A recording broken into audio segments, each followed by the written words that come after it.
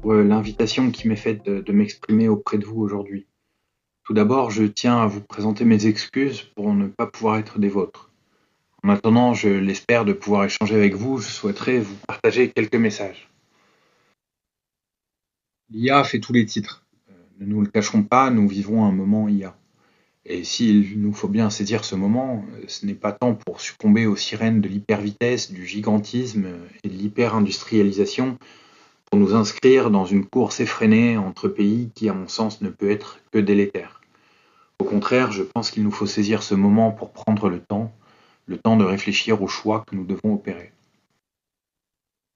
C'est un message qui peut sembler radicalement opposé à certaines entreprises annoncées.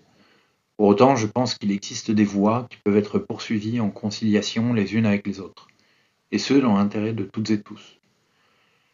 Pour cela, je pense qu'il nous faut tout d'abord énoncer une hypothèse de départ, qui est que, au-delà des hallucinations qu'elle crée, l'intelligence artificielle est une hallucination. L'intelligence artificielle n'existe pas.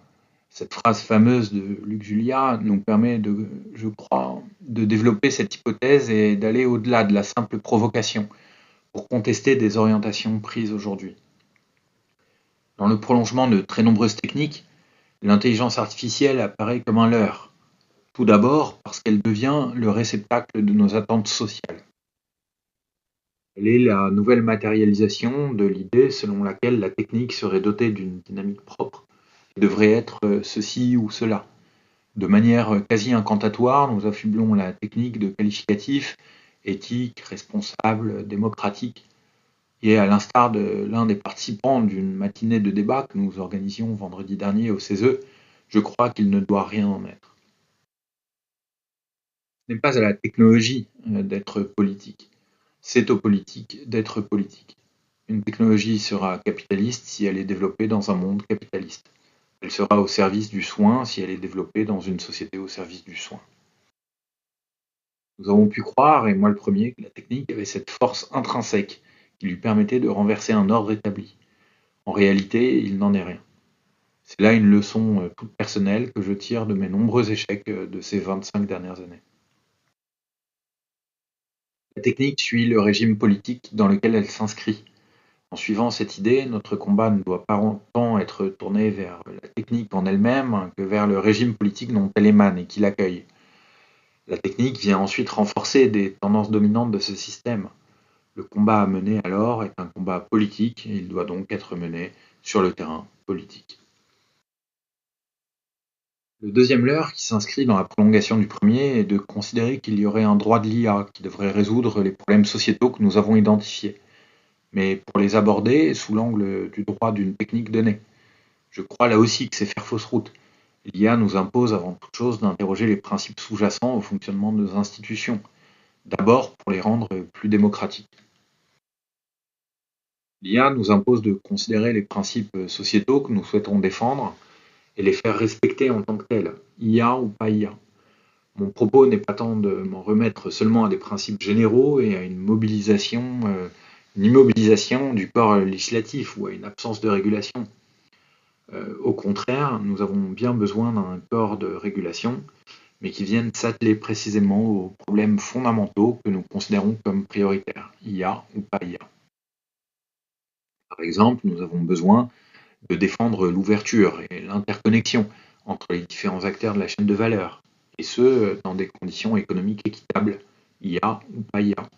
Nous avons besoin de nous détacher d'un modèle économique où des considérations de régulation sociétale sont aux mains d'une seule entreprise, IA ou pas IA. Nous avons besoin de nous assurer que les habitants concernés sont consultés quand une industrie s'implante à côté de chez eux, IA ou pas IA. S'il est des comportements inadmissibles comme la manipulation cognitive ou la surveillance au travail, alors renforçons le droit des personnes ou le droit du travail, IA ou pas IA. Rester solide sur nos principes nous éviterait qui plus est de succomber à une forme de régulation des risques, celle-ci étant particulièrement nocive, entre autres car elle met les autorités publiques en second rideau, si ce n'est en troisième rideau pour ce qui concerne les autorités nationales, et les empêche ainsi de participer à la construction des marchés. Or, La construction de nos environnements économiques et techniques est bien le prolongement nécessaire de l'exercice de la démocratie. À l'inverse, la centralisation du pouvoir de régulation aux mains de la Commission européenne nous prive d'une capacité nécessaire d'exercer des contre-pouvoirs. Des contre-pouvoirs forts dont nous avons besoin contre ces sites de domination que sont les grandes entreprises, qui maîtrisent notamment les intelligences artificielles génératives.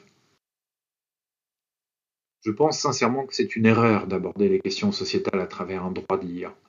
Mais c'est là un deuxième écueil dans lequel nous sommes malheureusement profondément fourvoyés. La troisième illusion revient à penser que l'IA ne peut se vivre que dans la grandeur. C'est une illusion dont nous sommes particulièrement victimes aujourd'hui. Je pense que les modèles économiques tournés vers le gigantisme sont des miroirs aux alouettes et qu'il ne faut pas nous engouffrer dans cette course néfaste à la grandeur. Au contraire, je pense que notre plus-value au niveau européen sera bien ailleurs. Elle sera dans l'imposition des principes d'intérêt général, le respect des populations, à commencer par celle des pays dont on extrait toutes les ressources.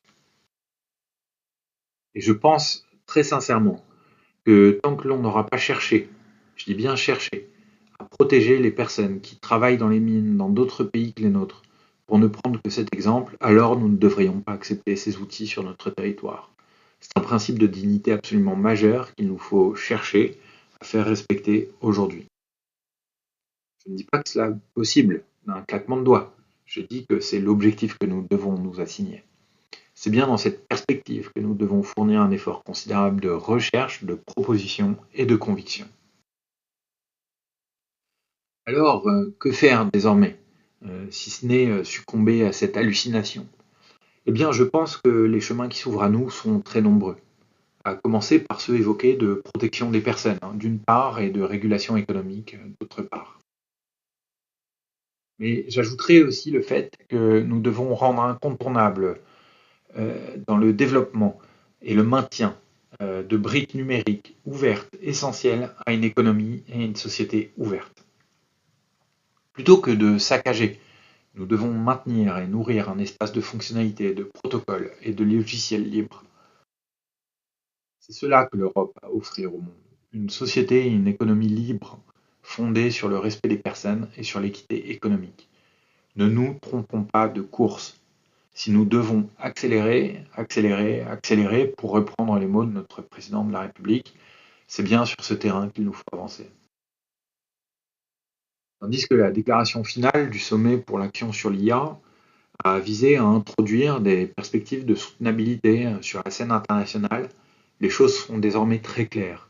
Nous avons un bloc anglo-américain qui est frontalement opposé à cette perspective, une situation que nous avons d'ailleurs connue par le passé.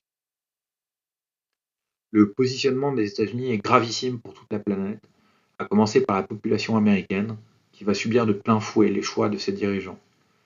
À nous de défendre le modèle de la recherche, le monde de la recherche, qui est aussi un modèle d'ailleurs, ici et là-bas, avec le milieu universitaire américain, qui, dans tout son confort, va vivre des moments difficiles. Sur ce, je vous souhaite une très bonne journée, pleine de discussions fécondes, et je reste à votre entière disposition, avec un immense regret de ne pouvoir être parmi vous. J'espère que nous aurons l'occasion proche d'échanger ensemble. Très bonne journée à tout le monde, et à bientôt, je l'espère.